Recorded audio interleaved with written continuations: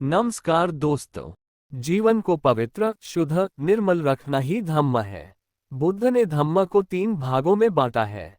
भगवान 1, धम्म 2, अधम्म 3, सद्धम्म। धम्म क्या है? जीवन को पवित्र, शुद्ध, निर्मल रखना ही धम्म है। 3 तरह की पवित्रताएं हैं। मन, वाणी और शरीर रूप की पवित्रताएं। मन, वाणी और शरीर से अच्छे कर्म करना, कुशल कर्म करना। मन की पवित्रता, मन में राग और द्वेष उत्पन्न नहीं हो। ये सम्यक दृष्टि, समता भाव रखता है। यदि शरीर की इंद्रियों के सुख को पाने की कामना पैदा होती है तो साधक सजगता से जानता कि उसे कैसे त्यागा जा सकता है, ताकि भविष्य में उत्पत्त नहीं 2 बार में किसी के प्रति चुरे अकुशल विचार पैदा नहीं हो। करना, वनों से विनम्र मीठे वचन बोलना। झूठी बात, विचार का प्रचार नहीं करना। व्यर्थ निरर्थक बातचीत नहीं करना। शरीर की पवित्रता, सभी प्राणियों से मैत्री बोरी नहीं करना, व्यभिचार नहीं करना। रखना, हिंसा नहीं करना, हत्या नहीं करना। 5 कमजोरियां, दुर्बलताएं। ये 5 प्रकार की दुर्बलताएं धम्म के मार्ग पर आगे बढ़ने में बाधक होती हैं। किसी जीव को दुख देना, हिंसा करना, चोरी करना, झूठ व व्यर्थ की बातें बोलना, काम मिथ्याचार, व्यभिचार करना तथा नशा पैदा करने वाली शराब और नशीली चीजों का सेवन करना। इस प्रकार 5 शीलों का पालन नहीं करना और इनके विरुद्ध व्यवहार करना दुर्बलताएं की हैं। जब धम्म के अभ्यास में इस मार्ग पर चलते हुए ये 5 कमजोरियां दूर हो जाती हैं, यानी शील, सदाचार का जीवन होता है, तो चित्त को शुद्ध बनाने की साधना में, जीवन के हर क्षण को जागरूक बनाए रखने, राग द्वेष की मुक्ति रखने के लिए 4 स्मृति प्रस्थान सत्तिपट्टान में स्थापित होता है। ये निर्वाण का मार्ग है। एक साधक अपनी काया, शरीर के प्रति कायानुपसना कह करता है। वह आनापान स्मृति द्वारा मन को एकाग्र कर शरीर के हर अंग प्रत्यंग का निरीक्षण करता है। सजगता के साथ यह जानता है कि शरीर की हर कोशिका, हर अंग अनित्य है, नश्वर ही है। फिर वह सांसारिक चीजों से आसक्ति नहीं रखता है। वह अपनी प्रज्ञा से यह अनुभव करता है कि शरीर के रूप, रंग, गंध, रस आदि भी नश्वर है। इस भाव की स्मृति सजगता से मन के विकार राग द्वेष, लोभ, मोह पर काबू कर हराकर संसार में विहरता है। वह वेदनाओं के प्रति वेदना विपश्यना करता है। यहाँ वेदना का अर्थ दुख या पीड़ा नहीं है। वेदना यानी शरीर के हर छोटे बड़े भाग में सूक्ष्म या स्थूल संवेदनाओं का अनुभव जो सुखद, दुखद या असुखद होती है। वेदनाओं का निरीक्षण करना, सजगता से देखना कि ये निरंतर उत्पन्न होती हैं और नष्ट होती हैं। वह चित्त के प्रति यानी अपने मन में पैदा होने वाले राग, द्वेष, मोह, लोभ, क्रोध जैसे विकारों को सजग होकर निरीक्षण करता है। चित्त के प्रति चित्तानुपश्यना करता विहार करता है। मन में जो भी भाव पैदा होते हैं, विकार के रूप में, चाहे बुरे या अच्छे हों, चाहे प्रिय या अप्रिय, जो भी घटित होता है उसे धम्म कहते हैं। मन में जो भी घटित होता है वह शरीर के विभिन्न भागों में वेदनाओं, संवेदनाओं के रूप में प्रकट होता है, अनुभव होता है। ये स्वाद, रूप, गंध, स्पर्श आदि इंद्रियों के द्वारा होता है, अनुभव करता है, लेकिन लोभ, राग, द्वेष नहीं जगाता है। समता भाव बनाए रखता है। मन को वश में कर विकारों को दूर करने का अभ्यास करता है। धम्मानुपश्यना कर विहार करता है। धम्म मार्ग पर साधना की जब 5 कमजोरियां, बाधाएं दूर हो जाती है तो 4 स्मृति प्रस्थान सत्तिपट्टान में स्थापित होता है। 3 प्रकार के घात व लाभ। ये 3 घात है, हानियां है शील घात, चित्त घात और दृष्टि घात। 3 शील घात क्या है? कोई व्यक्ति प्राणी हिंसा करता है, चोरी काम है, व्यभिचार करता है, झूठ बोलता है, चुगली करता है, कड़वा बोलता है तथा व्यर्थ बोतल है। ये शील घात कहलाता है। जो ऐसा नहीं करता वह शील लाभ कहलाता है। 2. चित्त घात किसे कहते हैं? कोई व्यक्ति मन में राग, लोभ और द्वेष पैदा करता है, यह चित्त घात कहलाता है। और जो ऐसा नहीं करता वह चित्त लाभ कहलाता है। 3. दृष्टि घात क्या है? कोई व्यक्ति यह गलत सोचता है कि दान पुण्य, भले बुरे कर्मों का फल नहीं होता है। ये लोक है न परलोक, न माता है, न पिता, न कोई श्रमण सन्यासी और न ब्राह्मण है। जो जड़ के शिखर तक पहुँचे हैं, जिन्होंने पूर्णता का लाभ प्राप्त किया है। जिन्होंने अपने दिव्य ज्ञान अभिज्ञा से परलोक का साक्षात्कार किया है और जो उसकी घोषणा कर सकते हैं। भिक्षुओं, इसे दृष्टिघात कहते हैं। भिक्षुओं, शीलघात, चित्तघात और दृष्टिघात के कारण ही मृत्यु के बाद प्राणी दुर्गति को प्राप्त होते हैं। और जो ये गलत विचार नहीं रखता है वह दृष्टि लाभ है। जीवन में संपूर्णता प्राप्त करना धम्म है। ये तीन संपूर्णताएं मन की पूर्णता, वाणी की पूर्णता और शरीर की पूर्णता। मन की संपूर्णता क्या है?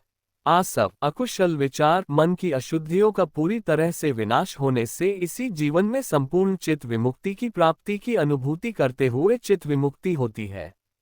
मन पूर्ण तरह से विकारों से मुक्त होता है। यही मन की संपूर्णता कहलाती है। इसी तरह वाणी से अकुशल कर्म नहीं होते हैं। कटु वचन, झूठ, चुगली, व्यर्थ बोलने के कर्म नहीं होते हैं। इसे प्राप्त कर साधक उसी में विहार करता है। इसे वाणी की पूर्णता कहते हैं। इसी तरह शरीर से सभी तरह के अकुशल कर्म नहीं किए जाते हैं। चोरी, हिंसा, व्यभिचार नहीं किए जाते हैं तो ये शरीर की पूर्णता कहलाती है। ये 10 पारमिताएं हैं। जीवन की इन 3 पूर्णताओं के अलावा 10 पारमिताएं होती है जो जीवन को निर्वाण प्राप्ति की ओर ले जाती हैं। भगवान बुद्ध ने सुभूति को इनके बारे में समझाया। सुभूति ने पूछा, भगवान, बुद्धत्व प्राप्त करने की ओर अग्रसर एक बोधिसत्व की दार पारमिता क्या है? तथागत बोधिसत्व दूसरों की भलाई के लिए अपना स्वत्व छोड़कर भीतरी या बाह्य वस्तुओं का दान करता है और दान के बदले किसी यश, सम्मान, प्रशंसा पाने की इच्छा नहीं रखता है। किसी वस्तु के प्रति आसक्ति नहीं होती। सुभूति एक बोधिसत्व की शील पारमिता क्या है? पालन करता है, उस मार्ग पर विचरता है और दूसरों को भी ऐसा ही करने की प्रेरणा देता है। पारमिता क्या है? सुभूति बोधिसत्व की शांति। सुधागत वह धैर्यवान, सहनशील व क्षमाशील हो जाता है। वह लाभ अलाभ, यश अपयश, सुख दुख सबको समान समझकर समता भाव से आगे बढ़ता है और दूसरों को भी ऐसा ही करने की प्रेरणा करता है। सुभूति बोधिसत्व की वीर्य पारमिता क्या है? तथागत वह आलस त्याग कर पूरी ऊर्जा के साथ भीतर की शक्तियों को पूरी तरह से जागृत कर धम्म के मार्ग पर लोक कल्याण में ज्यादा से ज्यादा कर्म करता है और दूसरों को भी ऐसा ही करने की प्रेरणा देता है। सुभूति बोधिसत्व की निष्क्रम्य पारमिता क्या है? तथागत बोधिसत्व धन संपदा, भौतिक संसाधनों व सुख सुविधाओं का त्याग करता है। सुभूति बोधिसत्व की सत्य पारमिता क्या है? तथागत वह सम्यक दृष्टि से सत्य विचार, वस्तु, ज्ञान को स्वीकार करता है। वस्तु जैसी है उसे वैसा ही देखता है, वैसा ही कहता है, प्रतिपादित करता है और दूसरों को भी ऐसा ही करने के लिए प्रेरणा करता है। सुभूति बोधिसत्व की अधिष्ठान पारमिता क्या है? तथागत वह कुशल नैतिक कर्मों को पूरा करने के लिए दृढ़ संकल्प यानी अधिष्ठान करता है और दूसरों को भी प्रेरणा करता है। सुभूति बोधिसत्व की मैत्री पारमिता क्या है? तथागत वह सभी प्राणियों के प्रति उदारता, करुणा व मैत्री भाव रखता है।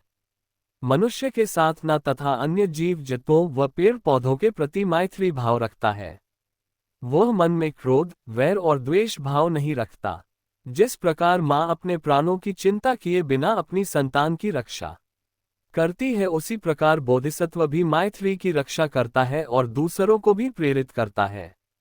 सुभूति बोधिसत्व की उपेक पारमिता क्या है? तथागत वह पक्षपात रहित भाव से बोधि प्राप्ति के धम्म मार्ग की ओर आगे बढ़ता है। इन 10 पारमिताओं को पूरी करने वाला बोधिसत्व बोधि प्राप्त करता है, यही धम्म है। निर्वाण प्राप्त करना धम्म है, परम सुख है। भगवान बुद्ध ने कहा है, निर्वाण परम सुख है, सबसे बड़ा सुख है, इससे बढ़कर कोई और नहीं। तथागत द्वारा उपदिष्ट सभी धम्म सिद्धांतों में निर्वाण प्रमुख है। निर्वाण क्या है? भगवान बुद्ध ने निर्वाण का जो अर्थ बताया वह उनके पूर्व के विचारकोचार के बताए गए अर्थ से बिल्कुल अलग है। उनके अनुसार निर्वाण का अर्थ था आत्मा की मुक्ति। उसमें निर्वाण के 4 प्रकार के स्वरूपों की कल्पना की गई। 1 किक खाओ पियो और मौज उड़ाओ। 2 योगिक। 3 ब्राह्मणी। 4 उपनिषदिक। ब्राह्मणी और उपनिषदों के निर्वाण की धारणाओं में यह समानता थी कि दोनों में आत्मा की एक स्वतंत्र सत्ता स्वीकार की गई थी। लेकिन भगवान बुद्ध आत्मा की सत्ता के इस सिद्धांत से सहमत नहीं थे। उन्हें यह अमान्य था इसलिए बुद्ध को निर्वाण के इस सिद्धांत का खंडन करने और अस्वीकार करने में कोई मुश्किल नहीं हुई। एक खंडन करने लौकिक भौतिक स्वरूप में बहुत अधिक भौतिकता बुद्ध के गले निर्वाण नहीं सकती थी। इसमें मनुष्य के भौतिक सुखों को भोगने के अलावा कुछ भी था। इसमें कुछ भी आध्यात्मिक नहीं था। भगवान बुद्ध को लगा कि निर्वाण के ऐसे स्वरूप को स्वीकार करना मानव समाज का संतुष्टि, भौतिक सुखों की चाह की पूर्ति को बढ़ाना ही था। इस प्रकार के जीवन में सुख नहीं मिल सकता। इसका उल्टा इस प्रकार के भौतिक सुख से बाद में अधिक दुख ही पैदा होता है। निर्वाण का योगिक सिद्धांत पूरी तरह से अस्थायी अवस्था थी। इसका सुख नकारात्मक था। इसका अर्थ संसार से संबंध तोड़ना था। इसमें दुख से बच निकलना था, लेकिन सुख नहीं देता था।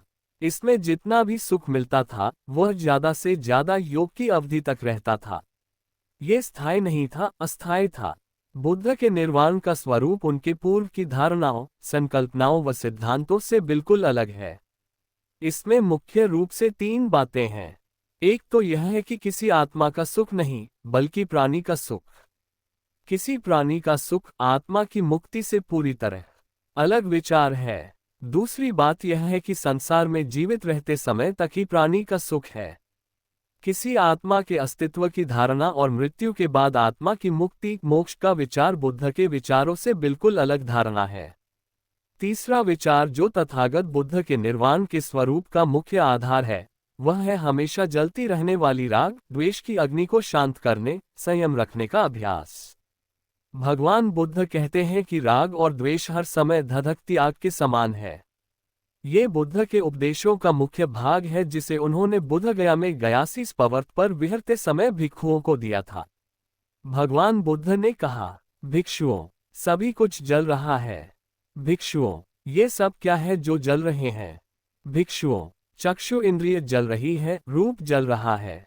आंखों से दिखने वाली संवेदना, चाहे वह सुखद हो या दुखद, जल रही है। इन संवेदनाओं की जो अनुभूति होती है वह जल रही है। और ये किससे जल रहे हैं? राग द्वेष मोह की अग्नि से जल रहे हैं। ये जन्म, बुढ़ापा, मरण, दुख, दौर्मनस्य तथा निराशा से जल रहे हैं। भिक्षुओं, श्रवण इंद्रिय जल रही है, शब्द जल रहा है, घ्राण स्पर्श इंद्रिय जल रहा है, जिह्वा इंद्रिय जल रही है, रस स्वाद जल रहे हैं, काया जल रही है, चित्त के संकल्प विकल्प जल रहे हैं और चित्त के संस्कारों से जो भी सुख संवेदना, दुख संवेदना तथा असुख दुख वेदना उत्पन्न होती है, वह संवेदना भी जल रही है। और ये किससे जल रहे हैं? ये राग द्वेष मोह की अग्नि से जल रहे हैं। ये जन्म, बुढ़ापा, मरण, दुख, वैमनस्य तथा निराशा से जल रहे हैं। भिक्षुओं, इसका ज्ञान होने से जो ज्ञानवान है, विज्ञ है, श्रेष्ठ जन है, उनके मन में इन इंद्रिय सुखों के प्रति उपेक्षा पैदा होती है और राग द्वेष मोह आदि की अग्नि शांत होती है।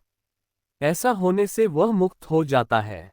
ऐसा जागरूक प्रज्ञावान मनुष्य ये जान पाता है कि वह मुक्त हो गया है। निर्वाण धम्म है। निर्वाण से बढ़कर सुखद कुछ भी नहीं। निर्वाण कैसे सुखदायी हो सकता है? आम धारणा यह है कि किसी व्यक्ति या वस्तु की कमी के कारण मनुष्य दुखी रहता है, जिसे वह पाना चाहता है, लेकिन हमेशा ये बात सही नहीं होती है। मनुष्य अपने पास सब कुछ होने के बावजूद दुखी रहता है। दरअसल दुख लोभ लालच के ही कारण है। लोभ दोनों को होता है, जिनके पास नहीं है और जिनके पास है।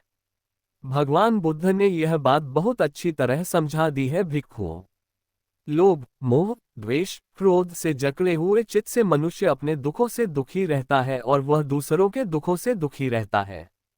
व्यक्ति मानसिक दुख और पीड़ा झेलता है, लेकिन यदि व्यक्ति के चित्त पर हावी होने वाले इन विकारों का नाश हो जाए तो वह दुखी नहीं रहेगा और न ही ऐसी पीड़ा झेलेगा, क्योंकि व्यक्ति के दुखों के यही कारण हैं। इस प्रकार भिक्षुओं, निर्वाण का परम सुख इसी जीवन में मिलता है, अनुभूति होती है, सिर्फ भविष्य जीवन में ही नहीं। और जो बुद्धिमान प्रज्ञावान साधक इस मार्ग पर चलता है, यह उसकी पहुंच के अंदर होता है, वह प्राप्त कर लेता है। ये राग द्वेष की गुलामी ही व्यक्ति को दुखी बनाती है। राग द्वेष की गुलामी ही व्यक्ति के दुखों की बेड़ियां हैं, बंधन है। वे व्यक्ति के निर्वाण प्राप्त करने में सबसे बड़ी बाधाएं हैं। जैसे ही व्यक्ति इन बेड़ियों को तोड़कर मुक्त हो जाता है, उसके लिए निर्वाण का मार्ग खुल जाता है और वह दुखों का अंत कर सकता है। भगवान बुद्ध ने इस बंधन को 3 भागों में बांटा है। पहला वर्ग वह है जिसका संबंध हर तरह की तृष्णा से है, जैसे कामवासना, आसक्ति, लगाव और लोभ। दूसरा वर्ग वह है जिसका संबंध सभी तरह की वितृष्णा, घृणा, तृष्णा का अभाव से है, जैसे घृणा, क्रोध, उत्पीड़न और द्वेष। तीसरा वर्ग वह है जिसका संबंध सभी तरह की अविद्या से है, जैसे मोह, उदासी और मूढ़ता। पहली राग अग्नि और दूसरी द्वेष अग्नि का संबंध व्यक्ति की उस मनोवृत्ति, भावना और दृष्टिकोण से है जो उसका दूसरों के प्रति है, जबकि तीसरी मोह का संबंध उन सभी विचारों से है जो सत्य से अलग है। भगवान बुद्ध के निर्वाण के सिद्धांत के बारे में समाज में बहुत गलतफहमियां हैं जो आलोचकों द्वारा फैलाई गई हैं। उन्होंने निर्वाण शब्द की गहनता को खत्म कर अर्थ का अनर्थ कर दिया। आलोचकों के अनुसार निर्वाण का अर्थ है सभी मानवीय प्रवृत्तियों का बुझ जाना, यानी मृत्यु। उन्होंने निर्वाण का अर्थ बेतुका, निरर्थक, असंगत व असत्य बना दिया है। शील, सदाचार का जीवन ही निर्वाण है। तथागत बुद्ध ने अग्नि स्कंधोपम सुत्त में निर्वाण का अर्थ बताते हुए यह नहीं कहा कि जीवन जल रहा है और बुझ जाना मृत्यु है। इस उपदेश में ये कहा गया है कि राग, द्वेष व मोह की अग्नि जल रही है। इसमें ये कतई नहीं कहा गया है कि मनुष्य को हर तरह की भावनाओं को जड़ से खत्म कर देना चाहिए, बल्कि कहा गया है कि चित्त में पैदा हो रही राग, द्वेष, मोह की आग में घी मत डालो, अर्थात आग को और मत बढ़ाओ।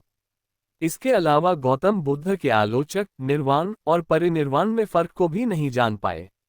निर्वाण जीते जी प्राप्त होता है। तथागत ने एक उदान उल्लासपूर्ण कथन में कहा है, जब शरीर को बनाने वाले 4 महाभूत बिखर जाते हैं, सभी अनुभूतियां रुक जाती हैं, संवेदनाएं मर जाती हैं, सभी क्रियाएं प्रक्रियाएं बंद हो जाती हैं, शरीर से चेतना जाती रहती है, चेतना नहीं रहती है, उस स्थिति को परिनिर्वाण कहते हैं, अर्थात पूरी तरह से बुझ जाना। निर्वाण का अर्थ परिनिर्वाण से अलग है। निर्वाण का अर्थ है अपनी राग, द्वेष, मोह की प्रवृत्तियों, विकारों पर संयम रखना, काबू में रखना, ताकि व्यक्ति सद्धम्म के मार्ग पर चल सके। इससे अधिक और इसका दूसरा कुछ अर्थ नहीं है। सदाचार का जीवन ही निर्वाण है। तथागत ने भिक्खु राग को समझते हुए ये स्पष्ट किया कि राग, द्वेष, मोह से मुक्त सदाचार का जीवन का ही दूसरा नाम निर्वाण है। एक बार थेर राग भगवान बुद्ध के पास आए। भगवान बुद्ध को अभिवादन कर विनम्र स्वर में कहा, भांते, निर्वाण किस लिए है? तथागत ने बताया, निर्वाण का अर्थ है वासनाओं से मुक्ति, राग, द्वेष, मोह से मुक्ति। लेकिन भंते, निर्वाण का उद्देश्य क्या है? राग, निर्वाण प्राप्ति से सदाचारपूर्ण जीवन जिया जाता है। जीवन का लक्ष्य निर्वाण ही है, निर्वाण ही उद्देश्य है। निर्वाण का अर्थ बुझ जाना नहीं है, सभी प्रवृत्तियों का बंद होना नहीं है, मृत्यु नहीं है। यह विचार धम्म सेनापति सारिपुत ने भी अपने एक प्रवचन में स्पष्ट किया है। एक बार भगवान बुद्ध श्रावस्ती में अनाथपिंडिक के जेतवनराम में विहार कर रहे थे। उस समय सारिपुत भी वहीं ठहरे हुए थे। बुद्ध ने अपनी देशना में कहा, भिक्षुओं, धम्म के भागीदार बनो, भौतिक वस्तुओं के नहीं। तुम सभी के प्रति अनुकंपा रखते हुए मैं चाहता हूं कि ऐसा ही हो। बुद्ध ने ऐसा कहा। इसके बाद वह गंध कुटी में चले गए। वहां सारिपुत भी थे। तब भिक्षुओं ने सारिपुत से प्रार्थना की कि वह बताए कि निर्वाण क्या है। सारिपुत ने समझाते हुए कहा, भिक्षुओं, लोभ बुरा है और इनसे मुक्ति पाने का मार्ग मध्यम मार्ग है। मुक्ति का यह मार्ग आंख देने वाला, ज्ञान देने वाला है, जो हमें सुख, शांति, प्रज्ञा, बोधि और निर्वाण की ओर ले जाता है। आर्य अष्टांगिक मार्ग यह मध्यम मार्ग है, निर्वाण का मार्ग है। यह मध्यम मार्ग क्या है? यह आर्य अष्टांगिक मार्ग ही मध्यम मार्ग है। ये है सम्यक दृष्टि, स्मृति संकल्प, सम्यक वाणी, सम्यक कथ, सम्यक आर्जविका, सम्यक हापम, सम्यक स्मृति और सम्यक समाधि। भिक्षुओं, यही मध्यम मार्ग आज। हाँ भिक्षुओं, क्रोध, मोह, द्वेष, ईर्ष्या करना बुरा है। कंजूसपन, लोभ, ढोंग, ठगी, छल कपट, अहंकार, आलस, प्रमाद बुरा है। वित्त की इन बुराइयों के नाश के लिए मध्यम मार्ग है। मुक्ति का यह मार्ग आंख देने वाला, ज्ञान देने वाला है, जो हमें सुख, शांति, प्रज्ञा, बोधि और निर्वाण की ओर ले जाता है। इस प्रकार सारिपुत्र का प्रवचन सुनकर सभी भिक्षु प्रसन्न हुए, प्रमुदित हुए। निर्वाण का मूल अर्थ यही है कि यह सदाचार का मार्ग है, धम्म का मार्ग है। किसी को भी निर्वाण का कोई और अर्थ नहीं लगाना चाहिए। सभी प्रवृत्तियों का पूरी तरह से विनाश एक किनारा है तो परिनिर्वाण दूसरा किनारा है। निर्वाण मध्यम मार्ग है। तृष्णा का त्याग धम्म है।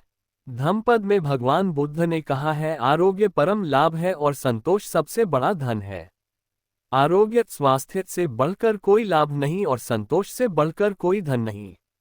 यहाँ संतोष का अर्थ बेचारगी या हालात के सामने घुटने टेक देना नहीं है, परिस्थिति के सामने झुक जाना नहीं है। भगवान बुद्ध ने ये कभी नहीं कहा कि धन्य है वे लोग जो गरीब हैं। उन्होंने गरीबी दरिद्रता का महिमा मंडन नहीं किया। बुद्ध ने ये कतई नहीं कहा कि जो शोषित, पीड़ित, गरीब हैं, उन्हें अपनी दशा सुधारने की कोशिश नहीं करनी चाहिए। इसके विपरीत बुद्ध ने तो धन, ऐश्वर्य का स्वागत किया। ईमानदारी, नैतिकता और न्यायसंगत ढंग से धन कमाने और धनी होने के लिए कहा है। उन्होंने कहा कि भूख सबसे बड़ा रोग है, जिसका कारण गरीबी है। धन की कमी से व्यक्ति को कई दुख झेलने पड़ते हैं। इसलिए आलसी होकर सहते रहने की बजाय हालात को बदलने की कोशिश करनी चाहिए। जो भगवान बुद्ध ने कहा कि संतोष सबसे बड़ा धन है, तो उनके कहने का अर्थ यही था कि व्यक्ति को लोभ लालच का गुलाम नहीं होना चाहिए, जिसकी कोई सीमा नहीं है। लोभी व्यक्ति जब लोभ में पड़ जाता है तो वह आगे पीछे नहीं सोचता है। एक बार कुरु जनपद के राजा कौरव्य की शंकाओं का समाधान करते हुए भिक्षु रथपाल ने कहा, मैं बहुत से धनवान लोगों को देखता हूँ, जो अज्ञानतावश प्राप्त धन को मोहवश किसी को दान नहीं देते हैं, धन का सिर्फ संचय करने में जुटे रहते हैं। उनकी तृष्णा रूपी प्यास बुझती ही नहीं। मैं राजाओं को देखता हूँ जिनका राज्य समुद्र तक पहुँच गया है, लेकिन समुद्र से पार की पृथ्वी को भी अपने अधीन करने की कामना में दुखी हैं। अभी भी तृष्णा है। तृष्णा में डूबे हुए राजा और प्रजा सभी संसार से चले जाते हैं और चाहिए में ही अपना शरीर त्याग देते हैं। इस संसार में उनकी काम भोग की इच्छा कभी भी तृप्त नहीं हो पाती है। महानिदान सुत्त में भगवान बुद्ध ने आनंद को, लोभ से बचने के लिए वचन कहे, पाने की कामना, इच्छा से तृष्णा पैदा होती है। जब पाने की इच्छा अधिकार स्वामित्व की इच्छा में बदल जाती है, जब अधिकार की इच्छा स्वामित्व से बुरी तरह चिपके रहने, दुराग्रह बन जाती है, तो ये लोभ धन का लालच का रूप ले लेती हैं। मन पर काबू नहीं होने, इच्छाओं पर संयम नहीं रखने में लोभ लालच पैदा होता है, जिसके प्रति सजग रहना बहुत जरूरी है। इस तृष्णा या लोभ को वश में रखने की क्यों जरूरत है? क्योंकि आनंद, इसी से बहुत सी बुराइयां पैदा होती हैं, क्लेश और झगड़े होते हैं, घर परिवार राज्यों में कलह होते हैं, झूठ, निंदा, विरोध व विवाद भी होते हैं। है बघर, परिवार, समाज तथा समाज से बाहर आपसी वर्ग संघर्ष का ये सही विश्लेषण। इसीलिए भगवान बुद्ध ने तृष्णा और लोभ को अपने वश में रखने के लिए कहा है। संसार में सब कुछ अनित्य है, यह मानना धम्म है। हर पदार्थ, प्राणी परिवर्तनशील है, अनित्य है।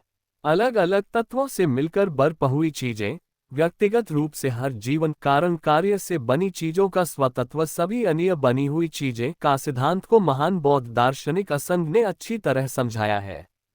उनका कहना है कि हर चीज कारण कार्य से बनी हुई है। किसी भी चीज का स्वतंत्र अस्तित्व नहीं है। जब यह संयोजन टूट जाता है तो उन चीजों का कोई अस्तित्व नहीं रहता है। हर प्राणी का शरीर 4 तत्वों का बना होता है, पृथ्वी, जल, अग्नि और वायु। जब ये 4 महाभूत बिखर जाते हैं तो वो प्राणी नहीं रहता है। किसी जीव की अनित्यता का सरल अर्थ यह है कि वह है नहीं बल्कि हो रहा है। इस अर्थ में बीते हुए समय का प्राणी अपना जीवन बिता चुका है। अब वह न वर्तमान में जीवन बिता रहा है और न भविष्य में बिताएगा। भविष्य काल का प्राणी रहेगा लेकिन न रहा है और न रहता है। वर्तमान काल का प्राणी रहता है लेकिन न रहा है और न रहेगा। किसी के प्रति आसक्त मत रखो, सभी अनित्य है। अनित्यता का ये सिद्धांत बाद में शून्यवाद कहा जाने लगा। बुद्ध की शिक्षाओं में शून्यता का अर्थ अभाव या खालीपन नहीं है।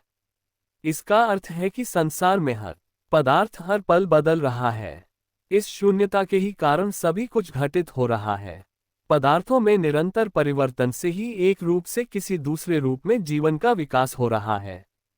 किसी प्राणी की मृत्यु से या उनसे परिवर्तन से नया उत्पन्न होता है। यदि यह नहीं होता तो प्राणी अमर या स्थायी हो जाता, जगत का विकास हमेशा के लिए रुक जाता। इस प्रकार शून्य एक बिंदु के समान है, जो कि एक पदार्थ है जिसकी कोई लंबाई चौड़ाई नहीं है। भगवान बुद्ध कहते हैं कि संसार में सभी पदार्थ अनित्य है, सब नश्वर है, परिवर्तनशील है। इस सिद्धांत से मानव जगत को ये शिक्षा मिलती है कि किसी भी व्यक्ति, वस्तु या विचार के प्रति आसक्ति मत रखो। परिजनों, मित्रों, संबंधियों, पद प्रतिष्ठा, धन दौलत के प्रति अनासक्ति का भाव पैदा करना। मन में यह भाव पैदा करने के लिए नियमित अभ्यास करना। तथागत बुद्ध कहते हैं, सभी चीजें अनित्य हैं। कर्म को जीवन में नैतिकता का आधार मानना धम्म है। भौतिक संसार में नियमों के अनुसार ही प्रकृति की गतिविधियों का संचालन होता है, जैसे आकाश में ऋतुओं का बदलना, बीजों का आना, वृक्ष बनना, फल लगना और फलों से फिर बीज प्राप्त होना। बुद्ध की शिक्षाओं के अनुसार सब तथा ऋतु नियम कहलाते हैं। इसी तरह कोई नैतिक क्रम है, यदि है तो ये कैसे बना और इसका संरक्षण कैसे होता है। जो लोग ईश्वर में विश्वास रखते हैं, उनका कहना है कि संसार की रचना ईश्वर ने की है। ईश्वर ही संसार का श्रेष्ठ कर्ता धर्ता है और भौतिक तथा नैतिक ईश्वर ने की बाला भी है।